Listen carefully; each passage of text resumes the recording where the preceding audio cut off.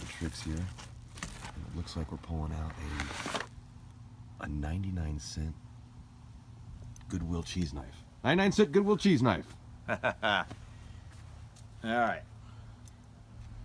You know, that would make a really good skinning knife if you actually took like my work sharp belt sander and you worked it down and you went all the way around like that. Actually, I think that would make a really good skinning knife, and especially it's stainless, so it should be fairly hard. It's way too thick to cut you. So let's see here. Oh, that's right. I cut and ate my other apple. So anyway, kind of behind the scenes when I cut the apple and everything and push it over there, blow it off, get it clean, and go ahead and eat the apple. So now I'm not like just totally wasting all of the apple. So let's do that. Turn it around here.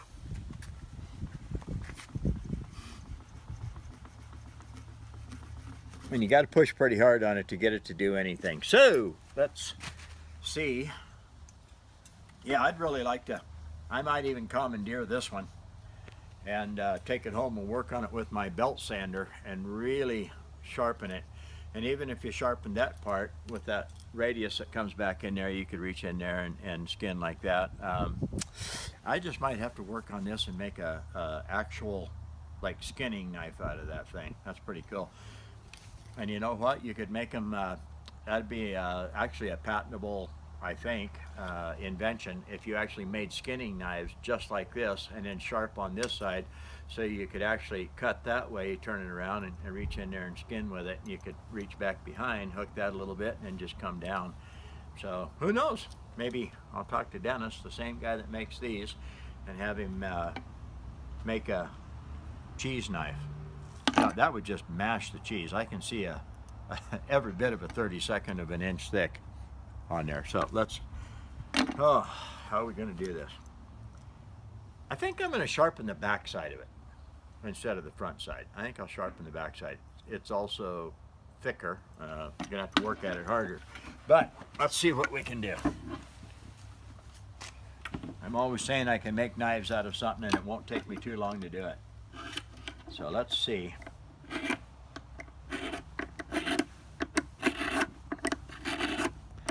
If I can cut the metal fast enough.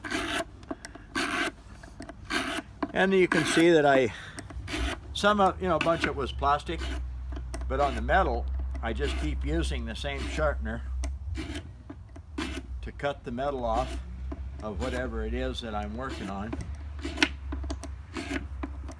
And it don't wear out. Tungsten carbide never wear out.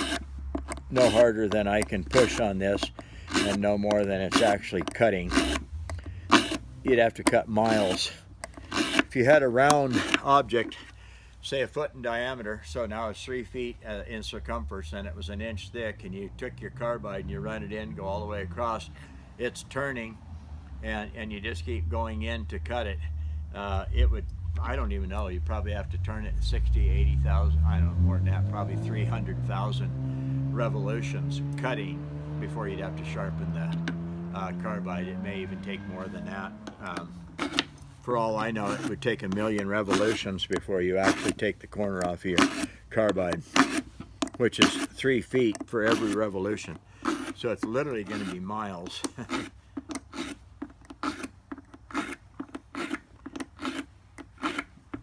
Takes just a little bit to kind of figure out how to hold it up or down, the pressure, how to hold this up or down to where it cuts the best and cuts the smoothest.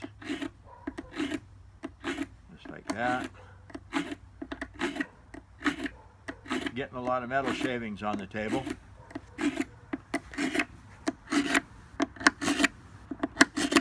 Okay, fingers are getting tired of holding it like that. Oh boy. It's going to take a while. Let's hurry. To cut like every bit of a 32nd of an inch down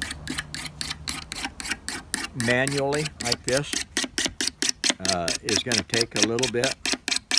But I can see it's starting to move the metal. I don't really have to pay attention to that inside radius, just let this follow. Let the sharpener do its work. And I turn it over.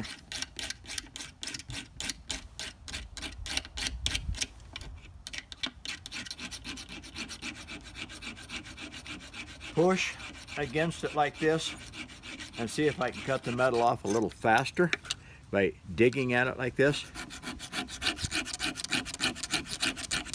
I can see some pretty good chunks coming off of it.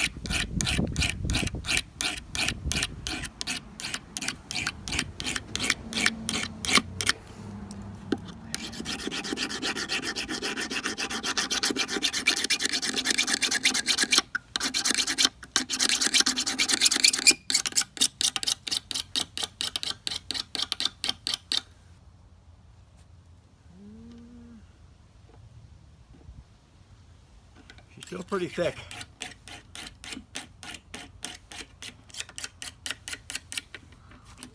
All right, let's see if we can do it again this way. It's just hard to hang on to.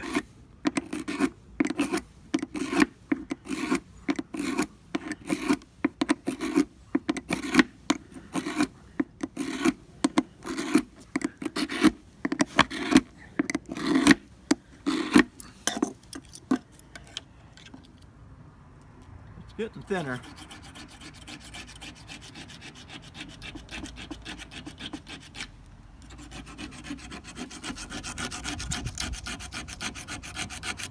It is stainless steel, and it is kind of hard actually. I was a little bit amazed that the blade was that hard. But you can see I am getting a bevel on it, getting it cut.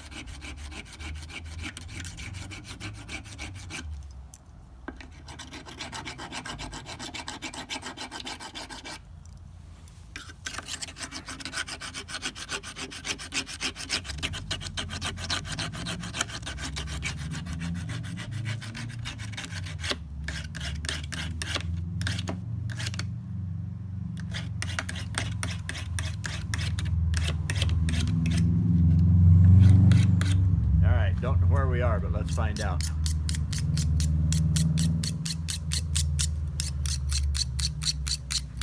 Now the main sharp is going to be right down in that hole because it's a little bit hard to work out here and a little bit hard to work back there. So let's see if I can at least get some of that blade to shave paper, cut apple, stuff like that. Okay, now we just polish it a little bit. And I am going to work on this blade with my work sharp, and I'm going to go all the way around it, except for, of course, back here, and see if I can make a real, actual skinning knife out of it. Yeah, that's going to be tough.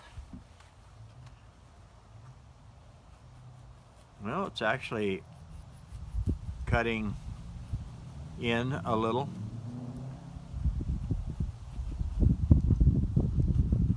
Nope, not sharp enough yet. Let's give it just a little more time. Might have bit off just a little bit more than I can chew here. Pretty thick. All right, let's see. And it's hard to hold.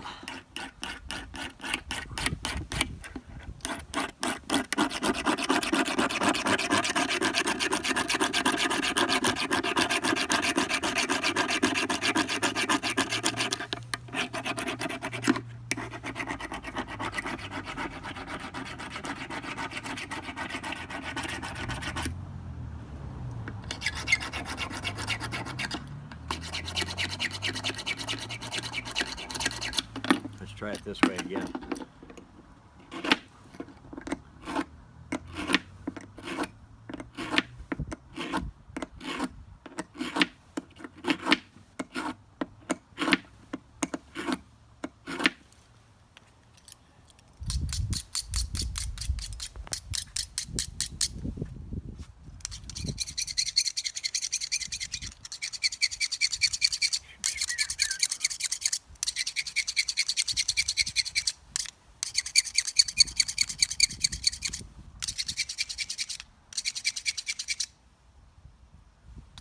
Right down in the very bottom, it's starting to get a little sharp.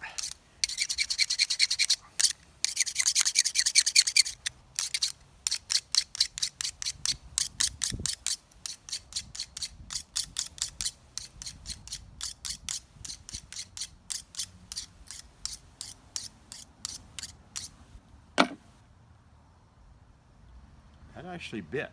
A little bit surprised there.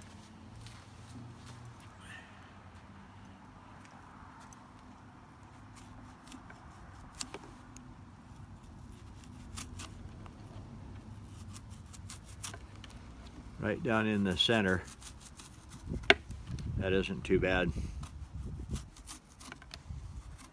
Needs a little bit of work. But anyway, going from as thick as it was down to where it'll at least cut like that, that's pretty good. And again, like I say, this edge and this edge, not so much. I'm going to hold still and you see where it shines. And then right down here in the hole, right in the round part there, you'll see that it doesn't shine so much. That's because the blade is too thin, almost too thin to see. So I'm going to work on this knife. I'm going to sharpen it all the way around with my work sharp, tune it up, and then we're going to make another video out of this. And hunting season's coming, and I've got to go to Hawaii. Got to spend some time over there. Then November, I got to go to Florida and stuff. So let's see if I can actually be around my cousins while they're hunting up around Laramie Peak, and then we'll see how my little knife skins. This is Brad Buckner, sharpensbest.com, in the series, Will It Sharpen? Take care.